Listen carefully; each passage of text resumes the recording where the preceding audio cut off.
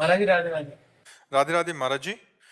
महाराज जी, मेरे जीवन में एक बाधा आ रही है। मैं एक डिप्रेशन का बहुत ज्यादा अवसाद हो रहा है। इसके मैं कैसे बाहर देखो, हम मन। पक्की बात तुम्हें कह रहे हैं, ये पाप का परिणाम है। जब हम मनमानी आचरण करते हैं तो हमारा मन ही हमको कष्ट देने के लिए तत्पर हो जाता है, जो अंदर है। इसी से आनंद की अनुभूति होगी जी। मोनिका जी गोकुल से। राधे राधे। राधे राधे महाराज जी। महाराज जी, लोभ और कामना एक ही है या इनमें अंतर है?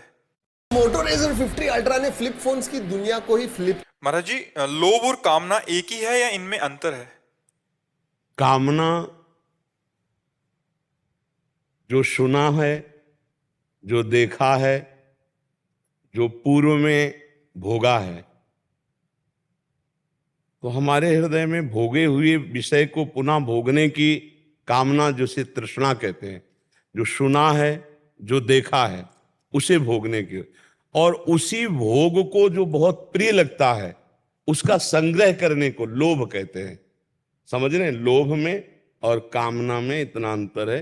कामना देखे हुए, सुने हुए या भोगे हुए पदार्थ को बार बार भोगने की इच्छा होना कामना है, और उसी जो हमारे लिए अनुकूल है, जो सुखद है, उसी भोग का संग्रह करने का जो वृत्ति जागृत होती है, उसे लोभ कहते हैं। वही कामना की पूर्ति से लोभ ऐसा बढ़ता चला जाता है कि हम उसी में फंसते चले जाते हैं। जैसे कामना की पूर्ति में बाधा लगने पर क्रोध होता है, तो कामना की पूर्ति होने पर लोभ होता है, और दोनों में मूढ़ता छाती है। दोनों स्मृति का नाश करते हैं और दोनों बुद्धि का नाश करके परमार्थ से भ्रष्ट कर देते हैं। इसलिए उपासक को चाहिए कि कामना का भी त्याग करे और लोभ का भी त्याग करे, और इन सब का त्याग करने के लिए जिस ज्ञान की आवश्यकता है वो गुरुजनों की शरण में जाकर के उनके द्वारा बताए हुए साधन पद्धति से उपासना करे। तब हृदय पवित्र होगा, जिसमें ज्ञान का स्फुरण होगा। बिना ज्ञान के न काम का त्याग हो सकता है और न लोभ का, क्योंकि अज्ञानी बार बार इंद्रियजन्य भोगों में सुख मानेगा तो उसी को भोगने की इच्छा करेगा, कामना करेगा, और जिससे सुख मिलता है उसी का संग्रह करना चाहेगा। तो ये लोभ और काम बने ही रहेंगे, और जब तक लोभ और काम है तब तक आवागमन से मुक्ति नहीं हो सकती। कामना का त्याग हुए बिना, लोभ का त्याग हुए बिना वो भगवत प्राप्ति का अधिकार नहीं रखता, भगवत स्वरूप होते हुए भी। और आज भगवत प्राप्ति की चर्चाएं बहुत हो रही हैं। भगवत प्राप्ति की चर्चा प्रवचन कर लेना या प्रवचन सुन लेना, इससे भगवत प्राप्ति नहीं होती। भगवत प्राप्ति होती है जब हम समस्त कामनाओं को नष्ट कर दे, हृदय में प्रकट हुई कामनाओं को नष्ट कर दे, और एकमात्र अपने स्वरूप या अपने आत्मस्वरूप श्री भगवान के चिंतन में तल्लीन हो जाए, तभी भगवत प्राप्ति होती। किंचन मात्र कोई वासना, कोई भी सांसारिक भोग का, सुख का आकर्षण है तो भगवत प्राप्ति की अभी योग्यता नहीं है। और हम बात करते हैं ज्ञान की, बात करते हैं वैराग्य की, और देह सुख और इंद्रिय भोगों के सुख में ही मात्र बुद्धि रखते हैं, तो वो ज्ञान भी जिसे हम ज्ञान समझते हैं वो अज्ञान ही है।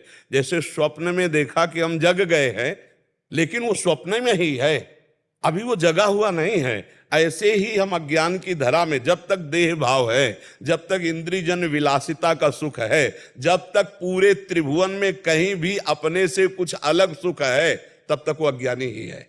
जब तक आत्म सुख को प्राप्त नहीं हुआ, अपने स्वरूप को प्राप्त नहीं हुआ, तब तक सच्चा ज्ञान नहीं माना जाता है। इसीलिए कहा गया है कि वो ना प्रवचन से करने से मिलता है, ना सुनने से मिलता है, ना वो बुद्धिमानी से मिलता है। वो जो आत्मस्वरूप गुरुदेव के चरणों का आश्रय ले लेते हैं, वो कृपा कर देते हैं, तो मोक्ष मूलम गुरु कृपा, उनकी कृपा से जो ज्ञान प्रकट होता है वही अज्ञान का नाश करता है। तो कामना और लोभ दोनों बांधने वाले हैं और दोनों अलग अलग हैं।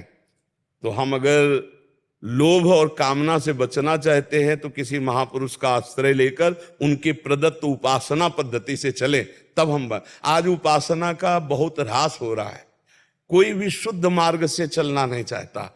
गुरुजनों की शरण में होकर, उनके अधीन होकर, उनके बताए हुए मार्ग से जब तक नहीं चला जाएगा तब तक ना ज्ञान की प्राप्ति होती है और ना भक्ति की प्राप्ति होती है। वो केवल अहंकार का खेल होता रहता है, बकाया वस्तु की प्राप्ति नहीं होती। आज हम यही नहीं समझ पा रहे हैं कि समस्त ज्ञान गुरुजनों के चरणों की उपासना से प्राप्त हुआ है। आज तक हमारे जितने ब्रह्म ऋषियों, आप वेदांत शास्त्रों को देखिए तो ऋषि मुनियों की सेवा में गए, 12-12 वर्ष तक कुछ नहीं बोले, केवल सेवा देखी, अधीनता देखी, फिर एक शब्द कह दिया, तुम प्राण नहीं हो, चिंतन करो, तुम मन नहीं हो, फिर जो बचा वही तुम हो, है में स्थित कर दिया, पर देखा अधीनता। तो आज क्या हो रहा है कि ना तो गुरुजनों की उपासना हो रही, ना गुरुजनों की आज्ञा में ये शास्त्र हमारे हम सीधे समझ पाए इतनी सामर्थ्य नहीं, इसलिए शास्त्रों को गुरुजनों के मुख से सुनने के लिए कहा गया है कि प्रथम सुने भागवत भक्त मुख भगवत वाणी। भगवत ऋषि जी बहुत बड़े महापुरुष हुए कि हम जो ज्ञान है वो गुरुजनों से प्राप्त किया जाता है। तो आज का जो समय हो रहा है बहुत थोड़ा भयावना होता चला जा रहा है। नवीन पीढ़ी ऐसे उनको सीरियल दिखाए गए हैं संतों के बना करके कि संतों के प्रति श्रद्धा नहीं रह गई, शास्त्र स्वाध्याय है नहीं।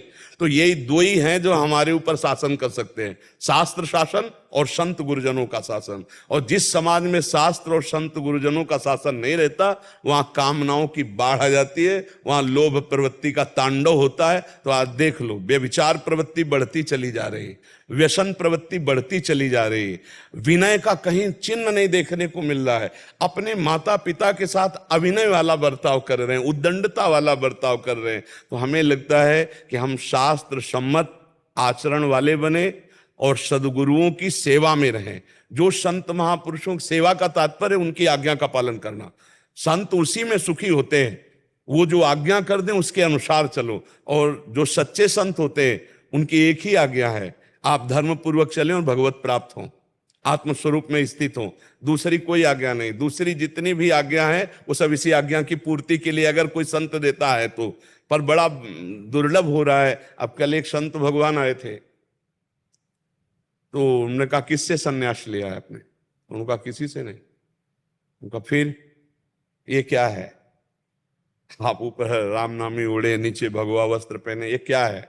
कहाँ है आपके ये सन्यास देने वाले? बोले लिया ही नहीं सन्यास।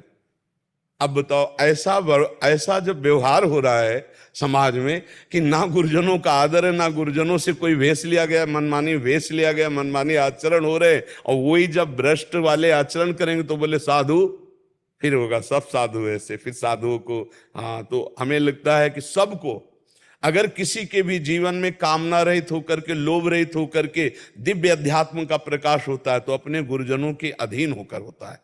क्योंकि अहंकार सबका मूल है और अहंकार नष्ट होता है गुरुजनों के आगे विनय पूर्वक रहने पर, उनकी आज्ञा का पालन करने पर। किसका प्रश्न था? अभ्युदय जी।